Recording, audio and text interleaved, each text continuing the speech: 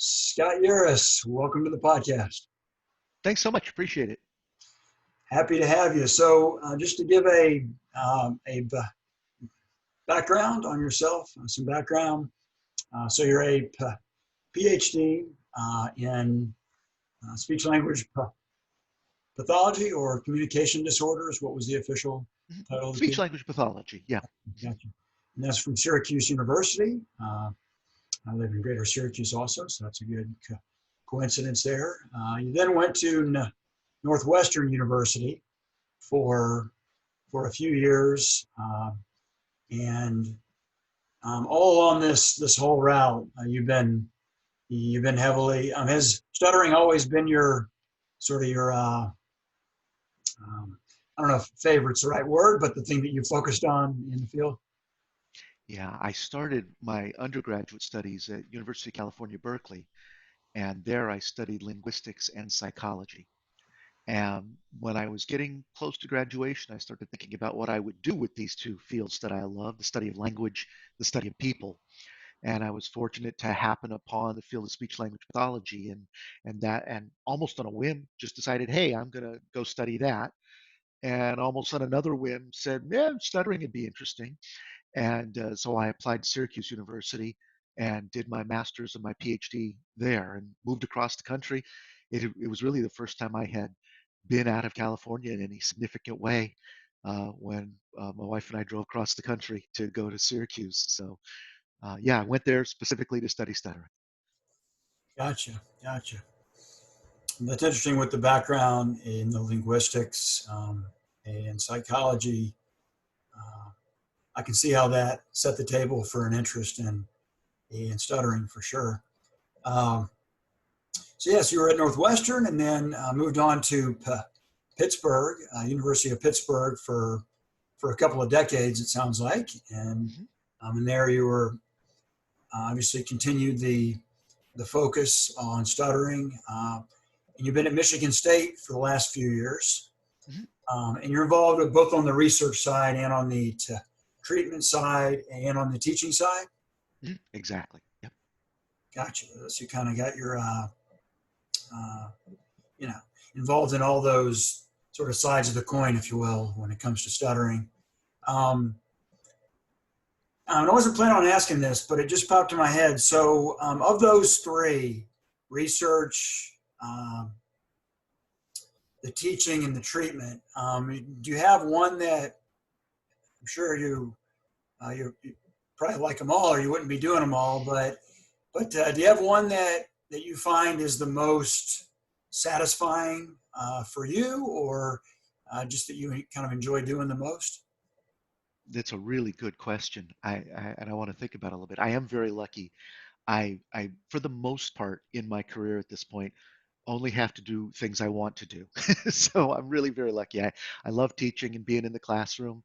I do a lot of presenting in a normal time. Right now, with the virus, we're all home. But normally, I travel quite a bit to provide teaching and presentations and workshops for clinicians all over the country and indeed all over the world. And I enjoy that quite a bit. The clinical work, of course, it's extremely rewarding when I can play a part in helping somebody achieve their goals. And then a day in the lab is just great for me when I have a day when I can just ask questions and then try to figure out how to answer them. To me, that's the best. That's the best job anybody could have. Is I've got opportunity. I've got freedom to go in the directions I want to go. And if something is interesting to me, I get to pursue it. And for the most part, yeah, we all have to do things we don't love, but I get to be pretty picky about that. So, no, they each fulfill a different role for me. For me, the research, I like nothing better than being able to spend a day writing or playing with the data set. The time flies when I do that. And so that fills a need for me. But on the other hand, then I would never see people. So the clinical side and the teaching allow me to see people as well. So for me, I try to keep them in balance and I fail miserably at that. But I like all those aspects of what I get to do. It's fantastic. That's fantastic. And having that freedom is, professionally, that's the point. I would say most of us want to get to where you can pursue the things that you really want to do and not, yeah, forced into too many activities that you'd rather not. be participating in. Something I was very impressed with is that you're that you're sharing a lot of what you know about stuttering in clips on YouTube, and you also, I believe, have uh, founded an organization called Stuttering Therapy Resources for folks, for SLPs that treat people that stutter, to to have more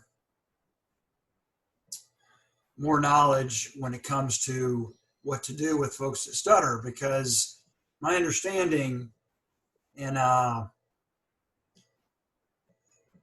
well, my understanding, I think I first heard this from Peter Reitzes and BobQuiesel having a conversation on Stutter Talk, where they had talked about how in, I guess, recent years, recent decades, the amount of education for SLP students, specifically in regards to stuttering, has largely evaporated. Like maybe one class in the whole SLP program, some are even less than that, like half a class is dedicated to it, and not necessarily a whole lot of clinical experience either.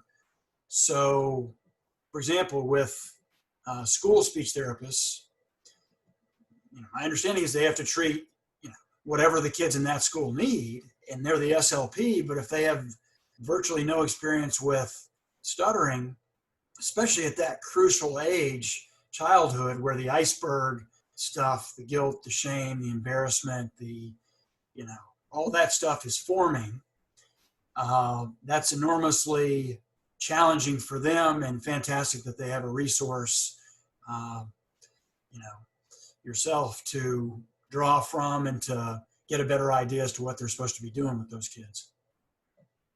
Yeah, it really is a difficult situation that the field is in. Our field of speech language pathology here in the United States started around 100 years ago, and it was basically started by guys who stutter, who wanted to understand stuttering. That was the origin of much of the professional aspect of our field here in the United States. But as the field has grown and more conditions fall under the umbrella of speech and language pathology, the amount of time that has been dedicated to teaching students about stuttering, to training them in appropriate treatment techniques for stuttering, that amount has then shrunk because there's so many other things to cover. The master's degree still only takes 5 to 6 semesters for a typical student. And in that 5 to 6 semesters, the training programs have to fit more and more and more because our field is broader. And so it's not only true for stuttering, but that's the part that I care about. But a lot of the fundamental areas of the field do end up getting less attention in the graduate training simply because of lack of time. And so clinicians know that. They know when they graduate with their master's degree and they go off to work in their school setting or in a hospital setting or in private practice, they know that they don't have as much education and experience with stuttering as they would like. And so my friend and colleague Nina Reeves and I started, a while ago now, almost a couple decades ago, started writing books for clinicians to help them improve their own clinical practice, their comfort with stuttering. Clinicians, speech language pathologists will be the first to tell you that they feel uncomfortable with stuttering.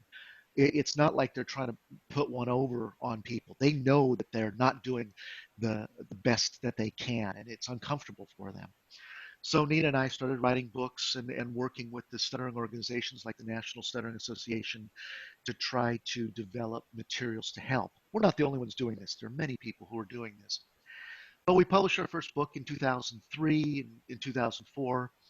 And that book was out for a while. And then what we wanted to do is have a little bit more creative control, a little more opportunity to do what we wanted to do. So rather than publishing through another publishing company, which there are great ones out there, we decided to start our own that we knew would be a challenge for us in the early days. And indeed, it was and still is. We had a huge learning curve. Nina is a school-based speech language pathologist and a stuttering specialist. I'm an academic. Um, we don't know anything about publishing, but or running a business, frankly. But we're very fortunate in our team because Nina's husband, Lee Reeves, my best friend, he's a person who stutters. He's a businessman. He has run a very successful veterinary practice throughout his career. So he loves doing the books.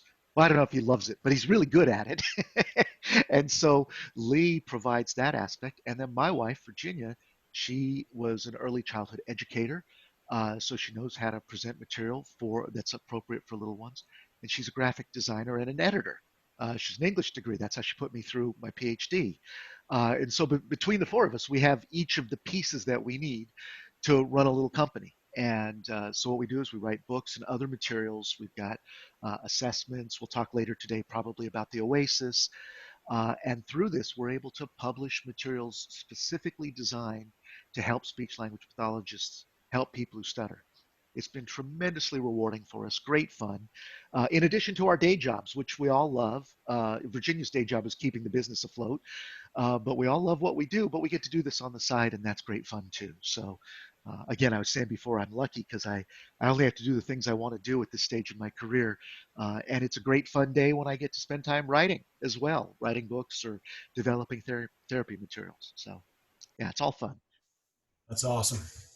And so jumping into the Oases, for those that don't know what that is, well, were you one of the people or the person that put that together originally? Mhm. Was Yeah, yeah. And you mentioned Bob Queasel before. Bob Queasel was my primary colleague working on that in the early days. And then Craig Coleman came on board, and he helped with the adaptations for school age children and teens. But yeah, we started working on the Oasis. Well, I started in 1996 thinking about that. The way it started was I wanted to do, this was back when I was working at Northwestern. I wanted to do research on treatment, see which treatment works. And I rapidly discovered that it depends entirely upon how you define treatment and how you define works. We needed a way of measuring the changes that people experienced in their lives. And although there's tons of research on the speech changes that people might experience, we all know, even back then, we all knew that there's much more to speech therapy for stuttering than just speech therapy for the stuttered speech. And we had some ways of measuring that, but they weren't really what I wanted to get at. I wanted to get at changes in people's quality of life. I wanted to understand how people might experience a reduction in the adverse impact of stuttering on their lives. And that's really what led to the development of the Oasis. Bob and I worked on it from 98 through. It was initially published in a journal in 2006, and then published by a big publishing company, the biggest, Pearson, in 2008, and again in 2010 when we brought out the school age and the teen versions. And then we were able to publish that directly from Stuttering Therapy Resources starting in about 2015, but then the official publication date was 2016. And so now through STR, we publish it in English and in Spanish and in a host of other languages for adults, for teens, for school age children. And right now, we're working on the adaptation for preschoolers and for families. So that's one aspect of both the research and the clinical work that I do. mm. And you talked about uh, a little bit about the history of stuttering speech therapy, which was Charles Van Riper, kind of the original. You mentioned some people that stuttered early on that sort of originated it. Was Van Riper the original, or were there multiple people at that time that were getting it going? Yeah, it's a great question. In fact, there were some people even before Van Riper, although he was very, very early on in the development. Lee Edward Travis is typically cited as the grandfather of the field of speech language pathology here in the United States. One of the aspects of my background that I haven't mentioned yet, that since we're talking about Travis is kind of interesting, um, my grandfather was a person who stutters. He's passed now, person who stuttered, and my uncle also stuttered. And so it wasn't when I got into the field, it wasn't like, I'm going to go solve this thing that afflicted my grandfather. By the time I knew him, it wasn't an issue in his life, but there was probably some awareness of stuttering because of that. But my grandfather, as a younger man, actually had treatment from Lee Edward Travis in the very early days. It was about the 1930s by then, I guess, maybe a little earlier than that. Travis went on to Iowa, and that is where the field sort of originated at the University of Iowa, although there were a lot of the study of stuttering, I should say. There were other places as well where studies in speech language pathology called speech correction back then, or the study of speech defects back then. But Van Riper went on to have his career at Western Michigan University, not far from where I am in Kalamazoo, Michigan. I'm in Lansing. And so, yes, absolutely one of the original pioneers, but there were some folks even before then. Gotcha, gotcha. And did they already? And I give you a lot of credit because nobody, I mean, like you said, people were aware of that stuttering's not just what you see on the outside for a long time, but nobody ever, um, prior to the OACs, nobody had ever seems tried to really quantify it in a measurable, useful way. But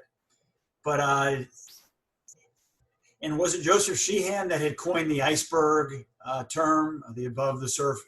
So the 10%, 20%, whatever that you see of the stuttering is above the surface. That's what's on the outside, but what's on the inside, all those things. That concept of the iceberg had come from Sheehan, and had that even started, maybe not named in such a way, but by people like uh, those early pioneers, even before Sheehan. Yeah, great. Yeah, absolutely. Interestingly, our field, like any scientific field, um, ideas come in and out of favor over time, and they change over time. People have recognized this multifaceted nature of stuttering for truly millennia. I mean, really, Aristotle wrote about both the speech differences and the internal emotional and cognitive differences, not using those terms, of course, but the idea of this goes way back, and even the idea of what you should do in treatment being more than just speech related, but human related. Erasmus Darwin wrote about it. I mean, people have known about this for a long time. But when the scientific study of stuttering began in the United States, there was this ebb and flow of ideas related to looking at the whole human versus focusing on the speech fluency. And we had been in a period where there was a lot of emphasis on speech fluency. And so uh, Sheehan, with the iceberg analogy, stated this in a way that was easily accessible to people. I mean, even today we use that, and here we are 50 years later still talking about things in those terms. There were others who did the same. Some of the early pioneers were actually psychologists studying stuttering. Freud actually wrote about stuttering. He wrote about it from a little different view than we would view it today, as being an oral fixation, with erotic overtones. We don't look at it that way these days, but the field has sort of ebbed and flowed into this. There have been many attempts over the years specifically to study the emotional aspects of stuttering. And this predates the Oasis by a long way. Not as much looking at quality of life until more recently, but the emotional reactions. Well, for a while, I mean, people even thought that stuttering was a psychological problem because of those emotional reactions. Today, we know it's not. We know that it's a condition that can cause emotional reactions, but it's not the other way around, right? But I think recently we've gotten better as a field at trying to conceptualize these things. The iceberg is a great way of conceptualizing the dual nature. We can even go beyond dual nature into multifaceted nature of the way stuttering affects people's communication, their self-efficacy. There was Walt Manning developed a self-efficacy scale for stuttering a long time ago. Their attitude toward communication, that's been studied going back decades. But trying to pull that together into some unified theory is what the field has been working on more lately. And I feel like we're making some progress in that, trying to understand the complexity of stuttering, trying not to oversimplify it, but still get our heads around it in a way that we can understand. That makes sense. And like you said, these, scientific fields are always evolving. They're never static. Um, It's one of the beauties of science, in my opinion. I know people who aren't comfortable with that. They say, oh, those scientists are always changing their mind. And, they told us this before, now they tell us that. To me, that's the beauty of science, is it's our job to try to come up with holes in our own arguments and improve them. And even, in my own work, I've tried to do that, tried to adjust and refine. And I like that aspect. I mean, that's good. Nothing's ever set in stone because we're always learning. right. And that makes it exciting also. You never know what's around the corner. And especially when you're working in it, like you are, you never know what stone you're going to turn over, like that, changes the whole future. That's got to be exciting as well. Um, Agreed. so, so how have things changed? So if you had to generalize, and obviously it depends on the SLP that we're talking about, of course, but in general, so I'm 43. So say when I was 6 or 7 years old, which would have been the early 80s, how has the field changed in terms of what is the uh, generally accepted best way to work with say a 7-year-old, say in the early 80s as compared to now? Because it seems when I was getting therapy at that age, the whole focus was how do we get you to stop stuttering, right? How do we fix this speech problem that you have? And I understand that mentality. That's what, most parents want. When your kid's got a problem, something that's challenging for them, you want to fix it if you can. So I totally respect that.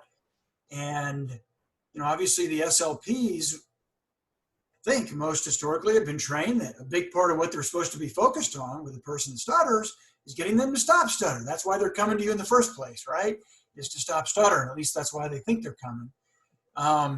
But I know it's changed in recent years, and I remember feeling like a failure when I would be able to use the technique with the therapist when I was 8, and then I'd walk, I'd go back to class and get called on, and it was like, where did that control go? And the only thing that, it's not their fault, they didn't know what to do, but the only thing the therapist knew to say was, practice more and hopefully it'll start working in class, and so it always was like, well, you're not, I mean, not that they were mean or anything, but it was always implied, well, you're just not practicing enough. And so that can help deepen the iceberg, because then you think it's your fault. Oh, you've got the tools to do it, but you're failing every day, So how have things changed, would you say, in a way that at least the more, we'll call it, experienced, sophisticated SLPs nowadays are treating that with kids? Yeah, super question. And indeed, there have been a, pardon me, there have been a lot of changes uh, in some ways. One of the first things I want to highlight is that stuttering, like any field, is filled with differences of opinion, right? There are some people who will disagree vehemently with the way I approach stuttering, but that's okay because I disagree vehemently with the way they approach stuttering. So, what I'm going to say right now doesn't really apply to all clinicians because not everybody has made the shift that the field has made. And it's interesting that you brought up that about the early to mid 80s because there was an interesting change going on there. And in fact, you mentioned you're from the Syracuse area, or that's where you live now. I don't know if that's where you're from originally, but I did my studies there. And that was one of the main centers where the change was beginning. My doctoral mentor, Ed Contour, he's the reason I went there, left California and went there to study, was starting to look in greater detail at the speech of children who stutter. And prior to that, there was some consideration of children, but not much. Most of the research was focused on adults who stutter, and there's a host of reasons for it. But early on, the idea was that we didn't want really to draw attention to the speech of a child, a young child who stuttered, for fear that we might cause him to become concerned about it. Well, we don't want the child to be concerned about it, but we've learned over the years better ways to achieve that goal. But a big change was starting that in terms of doing more research with young children, doing more consideration of the treatment that we provide young children. And like I mentioned before, there was always an awareness of this multifaceted aspect of stuttering, that there's the speech behavior and the emotions and the impact and all of those other things. And some clinicians were absolutely treating all of those things, but it wasn't as mainstream as it has been starting to become over the years since then. I mentioned that many clinicians aren't comfortable with their skills for treating stuttering. Many do tend to focus primarily on the fluency itself. And as you mentioned, that comes with cost. It comes with a significant cost, that trying to focus too much on fluency sets the child up to feel like a failure, because people who stutter typically can't be fluent all the time. We know today that their neurology is different. Their brains are just plain different. And that difference results in disfluent speech sometimes. But for a long time, before we had that neuroimaging work, before we had better understanding of the genetics, before we had a better understanding of the cognitive work that can be done to reduce those negative emotions, there was too much focus, pardon me, specifically on the fluency. Again, some clinicians still do that today simply because they don't know better, or they do know better, but they're not sure what to do. And part of my sort of personal mission in life is to get the word out to them that it's okay to have your kids stutter. The job of the speech language pathologist is not to fix the person who stutters, because the person who stutters is not broken. They're different. And when clinicians hear that message, they're often very pleased, very relieved, because they've been just as frustrated as the clients have been. They know that they're doing the wrong thing in getting a kid fluent in the therapy room and watching them fail in the classroom. They know that it's not right. So they're upset, the client is upset, the parent's upset. What we're trying to do is turn that around. And the first step in that is helping clinicians know that it's okay for their kids to stutter, helping parents know that it's okay for their kids to stutter. Because when they've got that message, and when they deeply believe that message, then they can convey it to the kids themselves, so the kids can learn that it's okay to stutter. Because that focus on fluency comes at a cost, at a significant cost. For example, one of my doctoral students, and my former doctoral students, he's graduated now, Seth Tishner, published a paper at the end of last year showing that adults who stutter, who take as their goal when speaking to be fluent, they actually experience greater adverse impact in their life than people who take as their goal when speaking, communicating, saying what they want to say. Even if it's more stuttered, but they're saying what they want to say, they have less impact in their life. Now, it's not necessarily a causal relationship, these are associations, but just the same, that should really make us as speech language pathologists sit up and take notice, to say, hey, if I'm always focusing on getting my client as fluent as they can be and giving them the message that they need to be fluent, that may actually have some pretty negative associations in their life with their own reactions, with their ability to communicate, and in particular with their quality of life. So I have definitely experienced that. In recent years, in the last couple of years, I've gotten in much more control over my actual speech. But prior to the age of 41, well, prior to the age of 18, I was entirely focused on my lack of fluency. And it was completely ruining my life. I felt like I couldn't be myself, and I couldn't pursue my dreams. I couldn't, you know, go up and talk to that girl, whatever the case may be. Stuttering was ruling my life like a tyrant with an iron fist, essentially. And then early in college, I basically just made up my mind, and through some pretty effective therapy that didn't work really to control my stutter, but it got me to the point where I was like, screw it. I'm freaking miserable not talking. So I promised myself, might sound weird, but almost like a point of honor, that I can't respect myself unless I say what I want to say. Excellent. If I Yeah. stutter, then I stutter. If the person doesn't like my stutter, well, then go find a fluent friend. No offense taken, but get out of here. Don't let the door hit you on the rear end as you leave, that sort of thing. Not that I had to say that to people, but once I changed my own perspective of my stuttering and essentially refused to feel inferior, not that it was ideal. I never argued it was ideal to get hung up on syllables. Obviously, if I could have had a, no block as opposed to a 3-second block, I would have chosen that because, for obvious reasons. But I refused to take it with me. Like, yes, talking's gonna take more effort for me than it does the average person.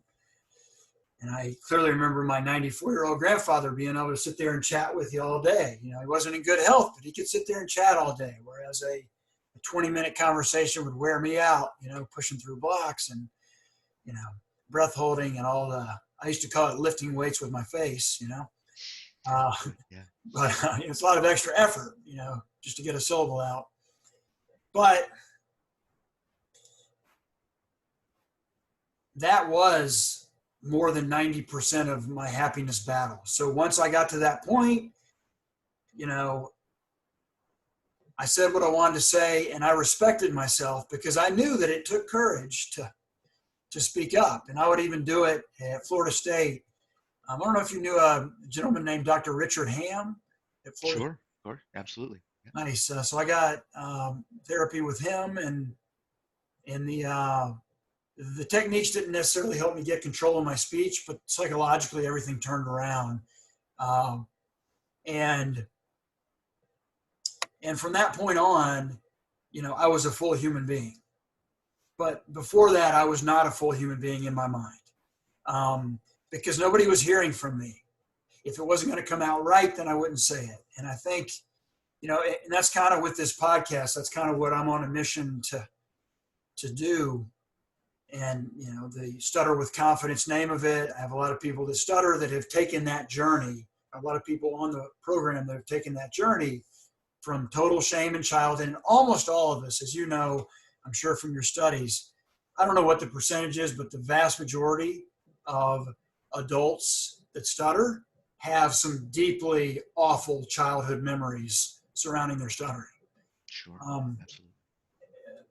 There are, I don't know, occasional folks like Drew Lynch, the comedian, who apparently had some kind of injury when he was 19 or 20, and that's when he started stuttering. And, it's interesting. He doesn't seem to have, I don't know if this is something that's been studied, but I only know a few people that started stuttering as adults. One lady had a stroke when she was in her 20s. And it doesn't seem, this is super anecdotal because it's 3 people, but it doesn't seem that they have that deep iceberg that people have, that as they were figuring out who they were as a kid, their stuttering was all intertwined with that.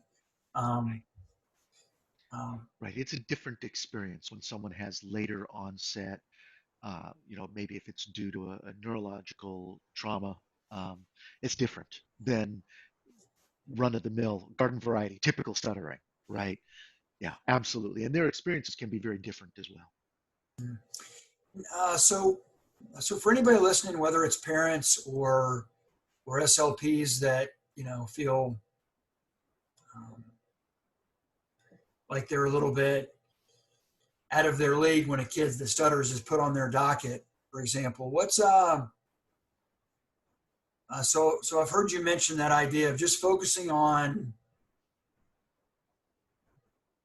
being a better communicator. In other words, the goal of the conversation, maybe, I didn't hear you say these exact words, but my impression was the goal of the conversations that kids have should be, did I communicate what I wanted to say? Like, was there genuine communication rather than how fluent I am, because it seems to me, for the stuttering mind, if you want to call it that, the mind of most folks that stutter, being putting fluency up on a almost a godlike pedestal, right? Like, oh, if I just had fluency, if I could just be fluent, that adds a lot of performance anxiety, almost like an athlete stepping on the court or on the field, obsessed with playing perfectly, right? You can't play a sport if you're not willing to make mistakes, because you're going to make mistakes. You're going to throw up air balls in basketball, or you're going to throw a bad pass occasionally as a quarterback, but you still got to go for it. And if you play scared, if you play full of fear, that's going to significantly drop your performance, which I think is what you were saying earlier with your former student who did the research that said, when people are too focused on fluency, they tend to have far less fluency, which I find to be interesting. It's almost like, and I can personally say this from shooting a basketball, when I learned to stop worrying about whether it was going in or not, and don't be obsessed with the result, just focus on the process. So for me, that means when I'm shooting a basketball, for me personally, I need to land in the place where I jump. So if I'm fading back when I shoot, or I'm leaning forward or falling left or right, then I don't shoot near as well. So straight up and down, and then feel touch. So mentally, those are the two things for me that get me shooting the ball the best. Forget about whether it's going in or not. If it doesn't go in, don't worry about it. Move on. Don't be too obsessed with the results. Yes. Yeah, absolutely. Dean Williams, another one of the great leaders in our field from University of Iowa, he would talk about the difference between trying to catch a ball and trying to not drop a ball. And maybe they end up feeling like the same thing to the uninitiated, but anybody who's tried and experienced that difference, trying to play with that fear, trying to not mess up, that's what destroys your performance the most. We end up getting in our own way, trying to. Too many people who stutter experience that, and I worry because I think what starts them on that path is that quest for fluency. Now, as you mentioned before, it's an understandable path for people to get on. People who stutter, many of them want to be able to speak more fluently. Sure, fine. Parents, of course, want them to be more fluent because they don't know. They think that that's the thing that's standing in the way of their kids having a good life, not recognizing that it's actually how they cope with stuttering that may or may not be standing in the way. The stutter itself does not have to cause that barrier.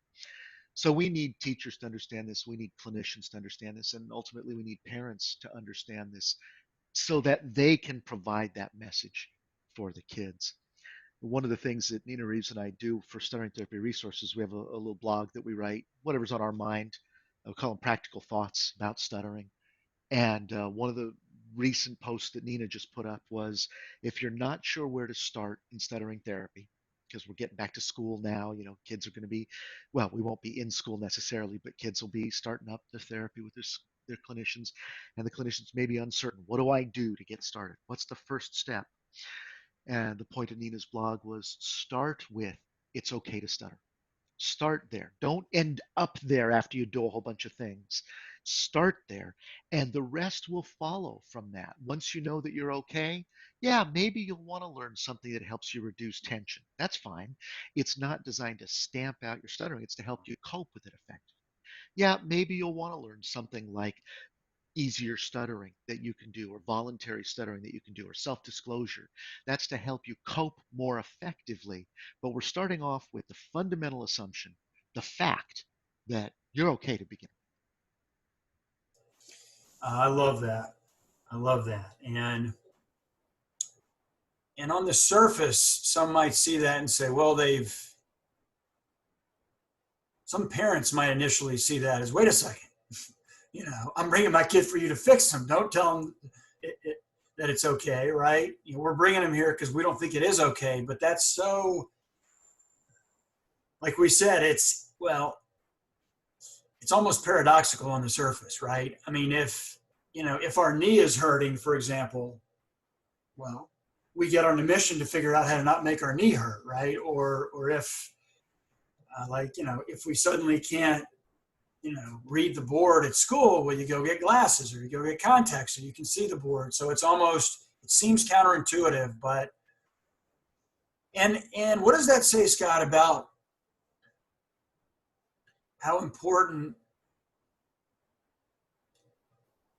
performance anxiety or focus on the result, and that's, it was true in my case, and a lot of folks I've talked to that stutter seems like will tell you the more they want not to stutter in any given situation, the more likely they are to.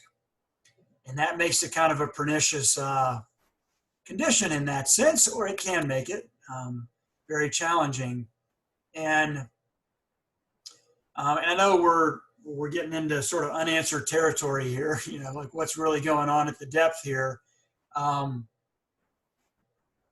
what I understood, and correct me if I misunderstood this, but with the stuttering genes that I know, for example, Dr. Dennis Drana has put a lot of time into that.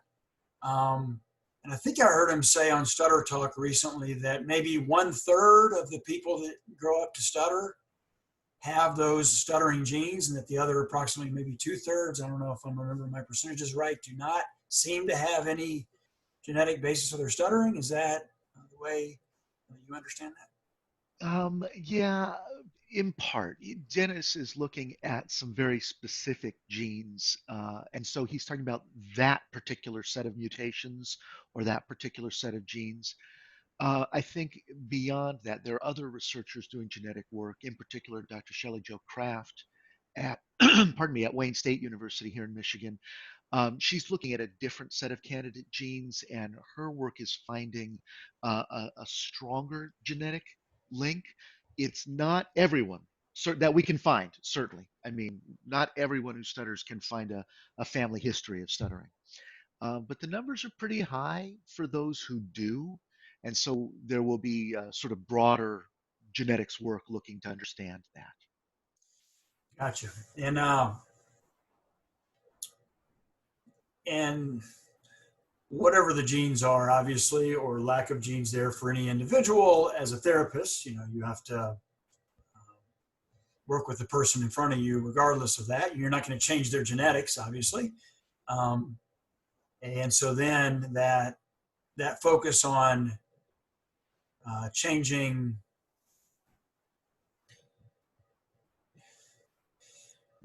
the perception or the feelings of shame and embarrassment and trying so hard not to stutter and all that uh, becomes a lot.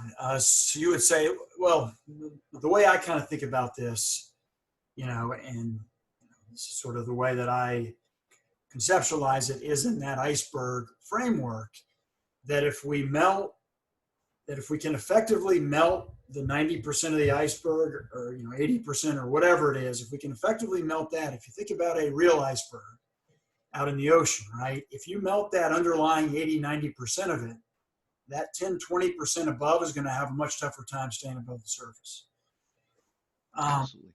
And it sounds like that from all your research and experience that you've come to that conclusion also, right? To start with, stuttering is okay, so and that's starting to melt, if the person can internalize that it is okay for me to speak up and stutter. I have an absolute right to still speak, and I shouldn't feel guilty that I'm wasting other people's time, quote unquote, or, feeling like I'm less of a person. It's a speech impediment. It is what it is, but it doesn't affect my inner feeling about who I am as a human being. Absolutely. This is an idea that's actually been around for a very long time. It's just, as I mentioned before, sort of come in and out of favor over time. For example, you talked about all the ways in which trying to not stutter actually can lead to more stuttering. Wendell Johnson, another one of the greats, also from University of Iowa, um, talked about, said, in essence, this is a paraphrase, stuttering is what the speaker does in his attempts to avoid stuttering, right? So that there's all of these other behaviors that are part of the stutter that are really fighting with the stutter. And as a person learns that the stutter itself is okay, you're not doing anything wrong when you stutter, then a lot of that excess movement, that excess physical tension, that excess struggle, that can dissipate because you're not fighting with the stutter so much.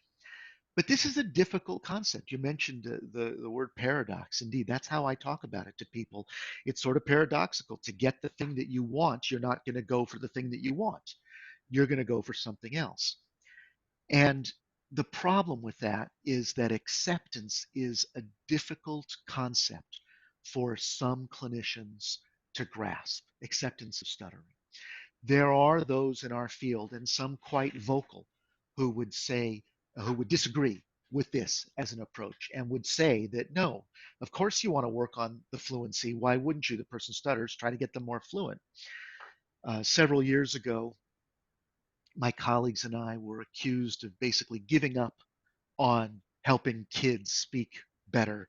We were throwing in the towel on their futures. And that's not at all what acceptance is all about. It represents a fundamental misunderstanding of what acceptance is about. And so my colleagues and I wrote a response. This is how academics rumble. We write letters to the editor back and forth about each other. And 110 colleagues, that's stuttering specialists, speech language pathologists, people who stutter, members of the stuttering support organizations, and family members responded in this letter saying, no, that's not what acceptance means. Acceptance means recognizing that something is a part of you. And even while you're working to change how you cope with that, you just don't have to hate yourself along the way. You can feel good about yourself, even if you are working toward greater fluency. There's nothing wrong with that, because for some people, that will be what they want. There will be other people who don't want that, and they will work toward greater ease in their moments of stuttering. Other people will focus on greater authenticity in what they're saying and in being true to themselves. And all of those goals are equally valid because they're right for the person. As they're working toward those goals, though, acceptance means that they can tolerate who they are. They can accept the fact that they're just made differently. And this involves really a sea change of thinking for some speech language pathologists. Some come at it, like you mentioned, the knee, there's something wrong with the knee, fix the knee. But that's not how stuttering is. Stuttering is not that type of thing. Stuttering is a little bit more like the vision thing. Okay, you and I both wear glasses. I do that to improve my vision, but it doesn't fix my eyes. I have to come to terms with the fact that I've got crummy vision. And yeah, I had LASIK and that helped for a while, but now here I am with glasses. And are they perfect? No, I don't really love wearing them. I don't care about how they look, but sometimes they get smudged, or, if I'm working in the yard and they fall off, well, now they're broken. And, I have to cope with that. I have to accept, yeah, I'm a person with less than perfect vision. And if I fought against that and was always searching for, well, what can I do to make myself have normal eyes? Well, in the end, I'd end up damaging them. I have to cope with the fact that my eyes are different, and that's okay. That's a trivial example by comparison, although I'm not saying that vision issues are trivial for some people. For some people, they're significant. But compared to stuttering, we're talking about personal identity as opposed to, yeah, I'm 20/80 or whatever, and I need to wear glasses, right? Talking about personal identity, the person's ability to interact with others, to socialize with others, to live their dreams and fulfill their goals. And while we're fighting with who we are, yeah, it's very hard to come to terms with this. You may have run across the relatively new book. It's called Stammering Pride and Prejudice. One of my former students, Chris Constantino, is one of the editors for that. Um, and in that book, the subtitle of that book is Difference, Not Defect. And as we move people who stutter as a community toward a greater ability to embrace that message, oh, we have to move the population of speech language pathologists to that message as well. And that'll help us move the parents, to that message and the teachers to that message. But we do need this fundamental sea change in how people view stuttering. Some are there, but just not enough. I hear you on that.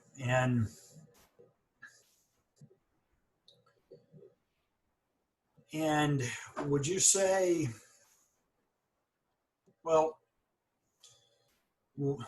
would you say that other aspects of being an SLP, like when somebody comes to you and wants you to help them reduce their accent, or somebody comes to an SLP, as you said, more and more things have been jammed into the SLP education over the years.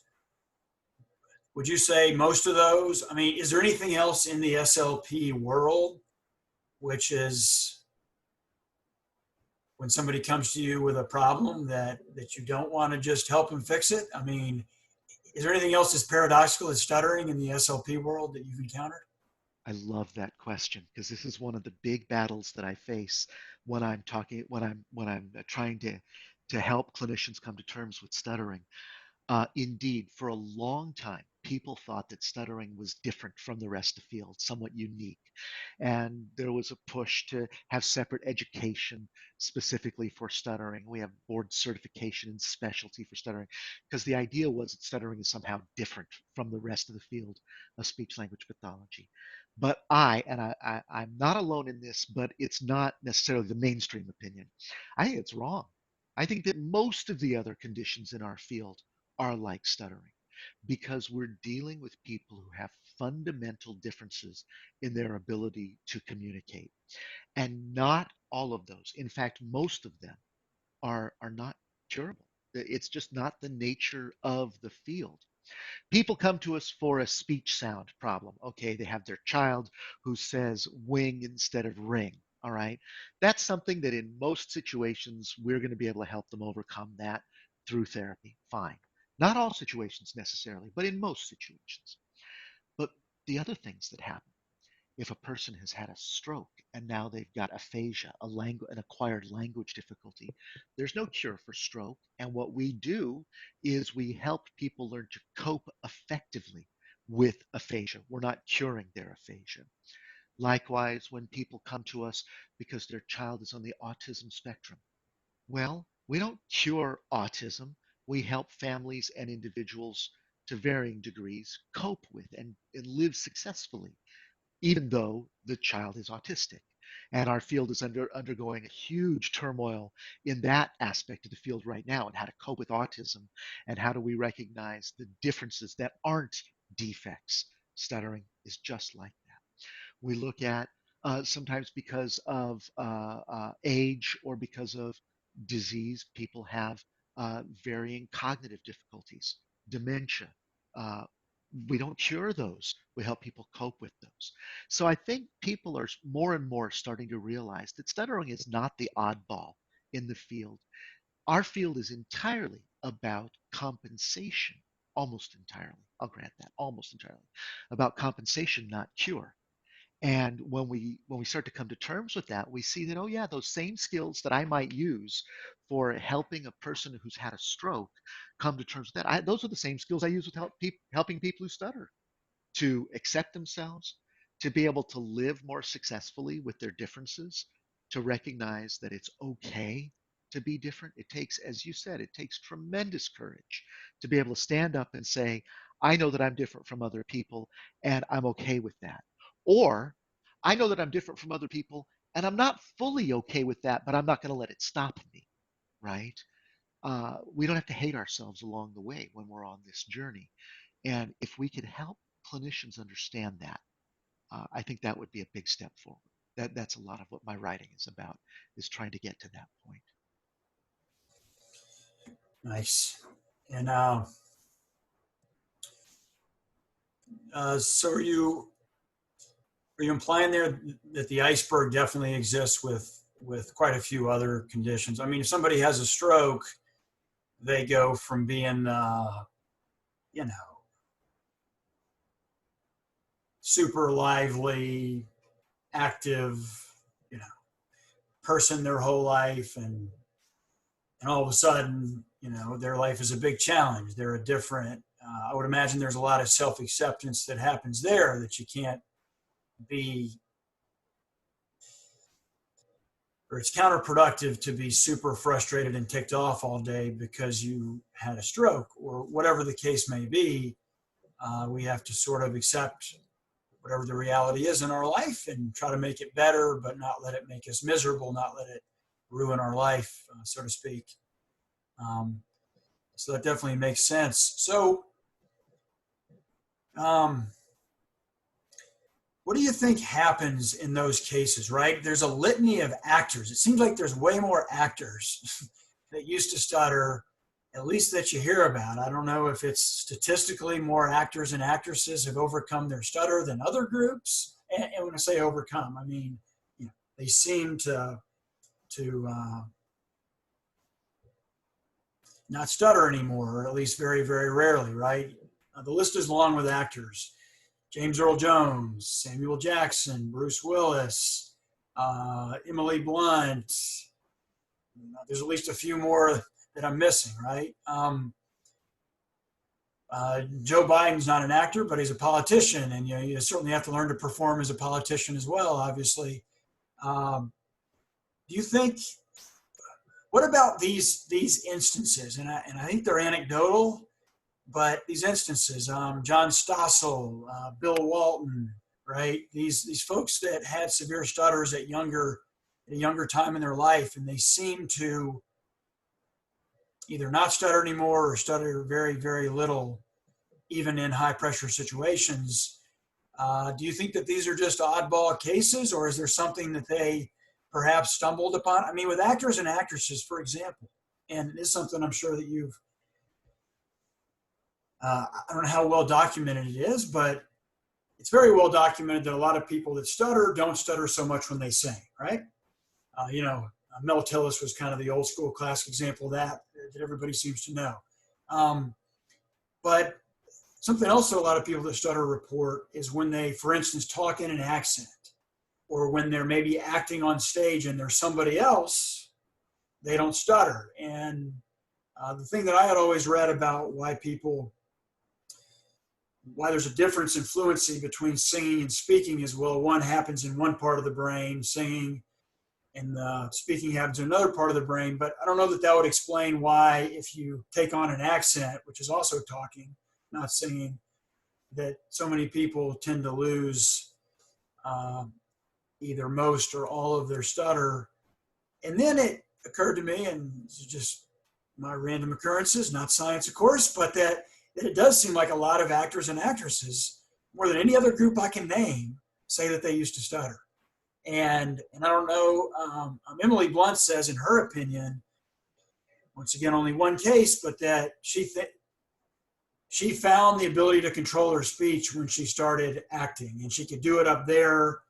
And I don't know if she maybe took on a different persona perhaps in her mind, but she claims, or she attributes, getting in and getting skilled at acting with enabling her to get in control of her speech.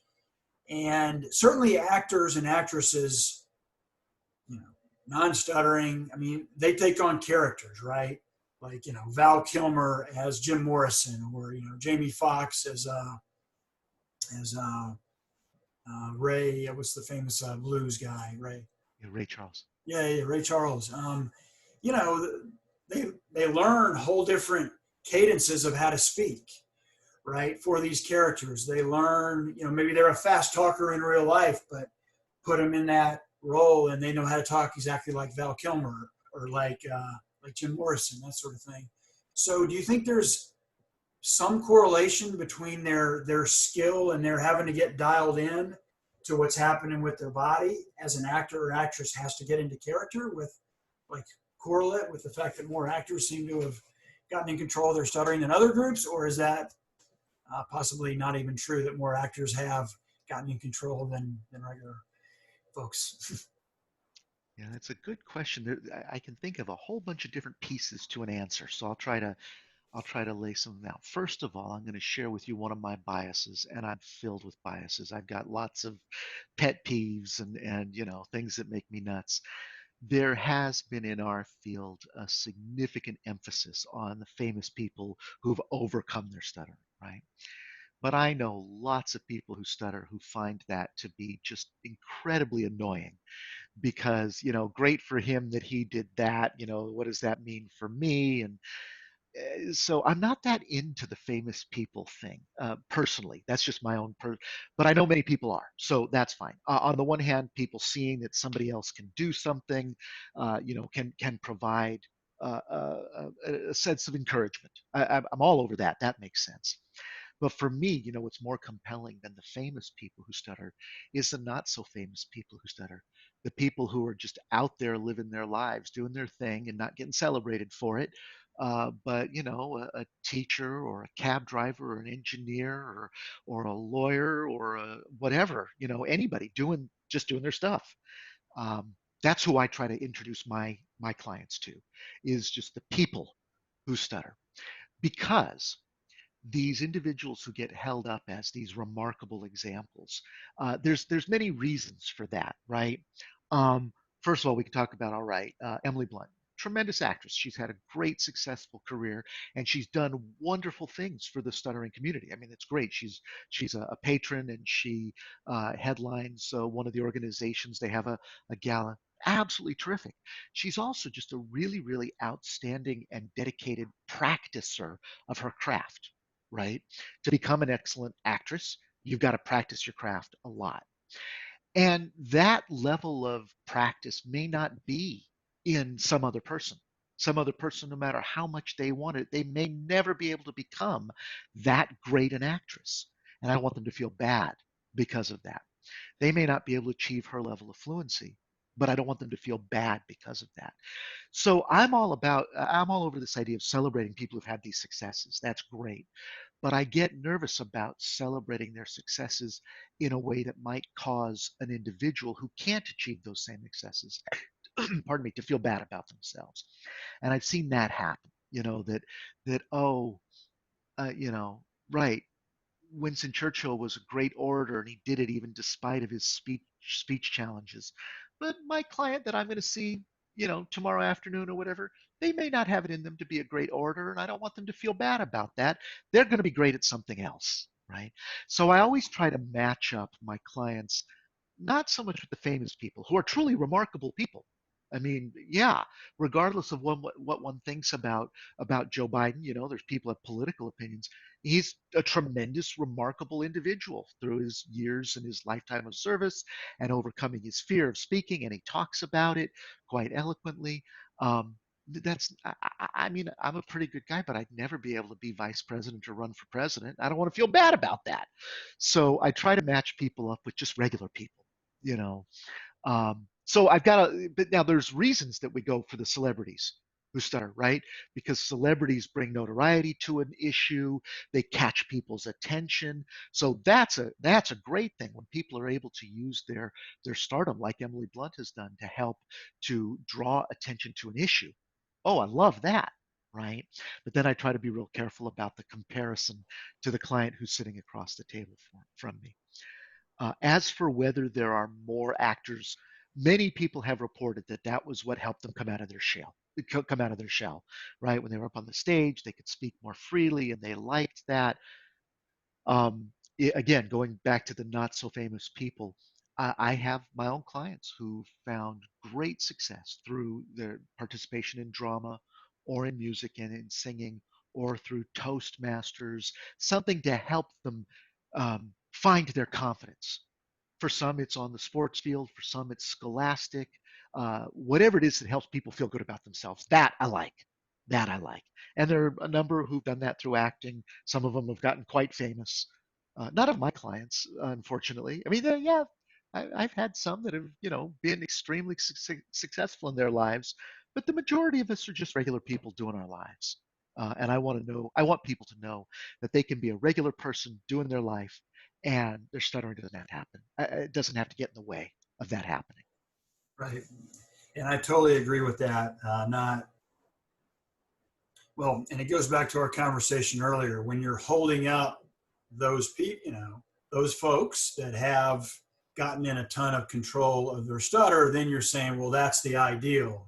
You're going back to overemphasizing fluency. Well, look at them now; they're fluent, and adding pressure on people to be that themselves, and just you know putting so much glory in this concept of fluency.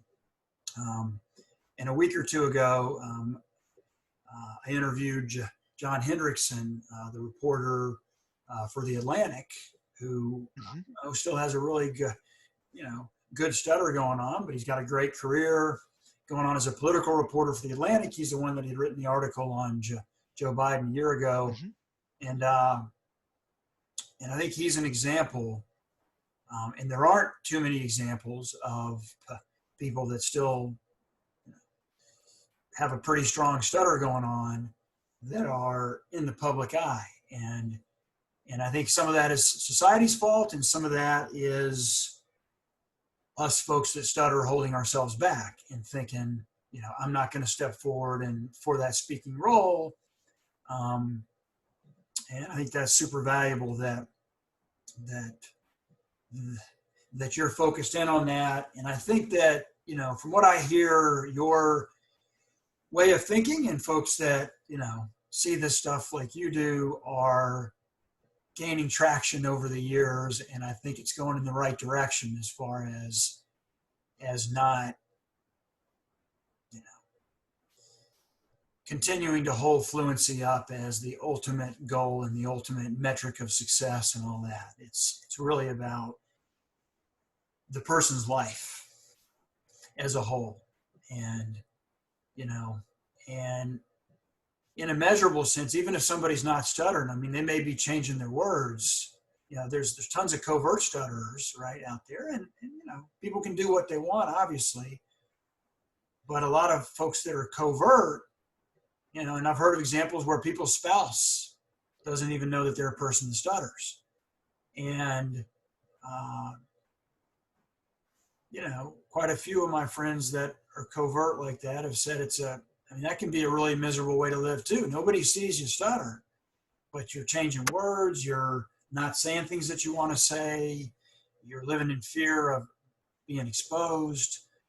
So this outward fluency thing is really, and I get it. It's hard as a clinician to measure the internal stuff, right? Especially if the person's not opening up to you.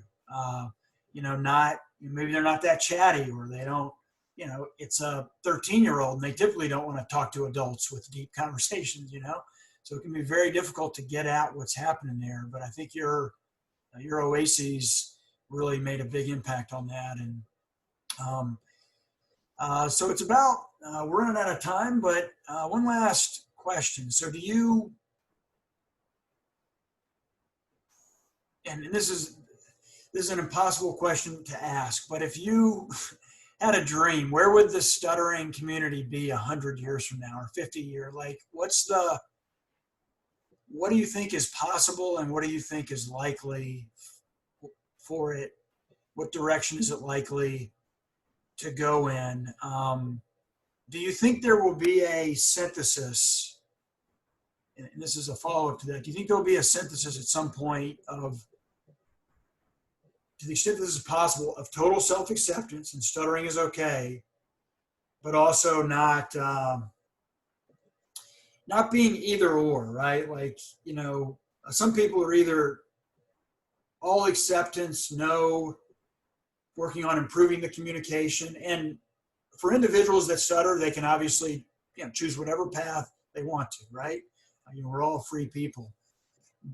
But in the community, it seems that some people feel like they're in one camp, and some people feel like they're in the other camp, as far as should you be working on improving your speech or just accepting it. Uh, let me start with that first question, though. What do you anticipate in the future for the stuttering world? That's a really hard question to answer. But your follow-up there about the camps is exactly what I expect to see. There will be advances in the science underlying the causes of stuttering. So we'll have a better understanding about the neurological differences and the genetic differences. That will come for sure.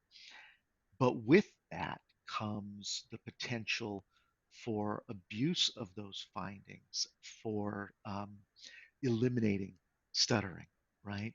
Certainly, there are those people who are going to want that as a goal. Parents are certainly going to want, when they see their child stuttering, they're going to want to take advantage of the latest science to try to get rid of it in one way or another. Okay. But that puts a pressure then on the societal acceptance, the individual acceptance. And I think that there's going to continue to be a conflict between those two, truly. Whereas a synthesis or a coming to terms would be nice, would be a healthy outcome. I do think that there's going to be a period of reckoning, I think, when these two approaches of, say, radical acceptance of, not feeling that a person who stutters should need to do anything different with their speech. And I would love to have a society in which that would be acceptable. But I think that will be in conflict for a good long time with the people who are focused on finding a cure or finding the underlying genetics. There's good reasons that people would want this, and there's good reasons that people would want this. And it's gonna. I don't know how they're gonna play together. It's gonna be a challenge. We've seen that in other areas of the health-related professions. We're going to see it a lot more as we gain a better understanding of why people have these individual differences like that. And I'm not smart enough to know how it's going to end. I think it's going to be uncomfortable for a time. Obviously, asking you to predict the future is an impossible question, so I apologize for asking. No, no, it's fine. It's something we need to be thinking about. In fact, we don't want to get into a position where our science has advanced beyond our ethic, right? And as we're trying to come to terms with the new societal ethics surrounding stuttering and other differences, uh, that's going to be a challenge. It really is. That makes sense. So, um, Dr. Scott Yaruss, I very much appreciate you joining us on the podcast, and I think your perspective is very much. I mean, has been appreciated from everybody I've talked to for decades, and it still is. And you look like you're still a pretty young guy, so hopefully you got a lot of good work left in you in the future. Thank you for that. You just made my day. Thank you for having me on, though. I really appreciate the opportunity to chat about this. Absolutely. And we will talk to you later, I'm sure. Take care. Excellent. Thank you so much.